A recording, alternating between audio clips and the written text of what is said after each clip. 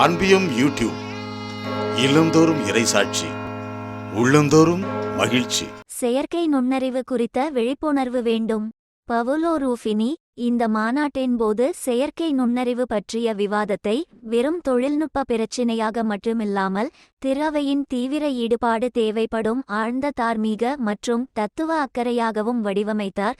முனைவர் ரூஃபினி இலக்கமுறை உலகம் டிஜிட்டல் என்பது எப்போதும் ஆயத்த நிலையில் இருப்பதில்லை, மாறாக அது ஒவ்வொரு நாளும் மாறிக்கொண்டே இருக்கிறது. அதை மாற்றவும் வடிவமைக்கவும் நம்மால் முடியும். ஆகவே அன்புடனும் மனித அறிவுடனும் அதைச் செய்வதற்கு கத்தோலிக்க தொடர்பாளர்கள் தேவை என்று கூறினார். திருப்பீட சமூக தொடர்பு துறையின் தலைவர் முனைவர் பவுலோ ரஃபினி. ஆகஸ்ட் 5 இத்திங்களன்று மணிலாவின் தெற்கில் உள்ள லிபா நகரில் இடம்பெற்று வரும் 7வது தேசிய கத்தோலிக்க சமூக தொடர்புகள் மாநாட்டில் NCSCC ஆற்றிய பதிவு செய்யப்பட்ட உரையில் இவ்வாறு உரைத்தார் முனைவர் ரூஃபினி.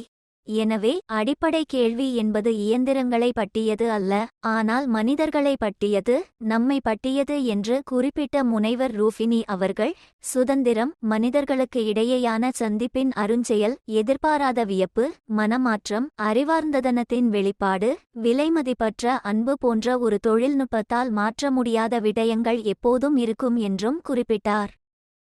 நமக்கு விதிகள் தேவை, நெறிமுறைகள் தேவை, தத்துவ மற்றும் இறையியல் சிந்தனை தேவை, தொழில்நுட்பம் மட்டுமல்லாது அதற்கு அப்பாலும் நாம் பார்க்க வேண்டும் என்று கேட்டுக்கொண்ட முனைவர் ரூஃபினி அவர்கள், நமக்கு விழிப்புணர்வும் பொறுப்பும் தேவை என்றும், செயற்கை நுண்ணறிவு அரசியலுக்கும் தத்துவஞானிகளுக்கும் கல்வியாளர்களுக்கும் மேலும் திறவைக்கும் சவால் விடுகிறது என்றும் குறிப்பிட்டார்.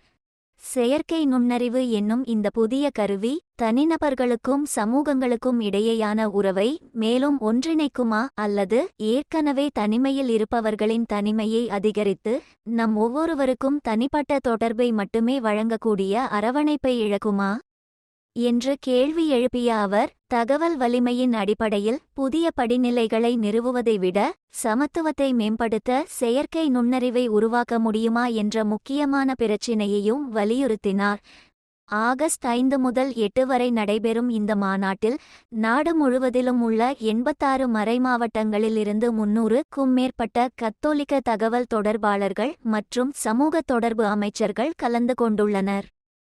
இந்த அன்பியம் யூடியூப் சேனலை நீங்கள் ஷேர் பண்ணுங்க, சப்ஸ்கிரைப் பண்ணுங்க, லைக் பண்ணுங்க. Wish you all the best.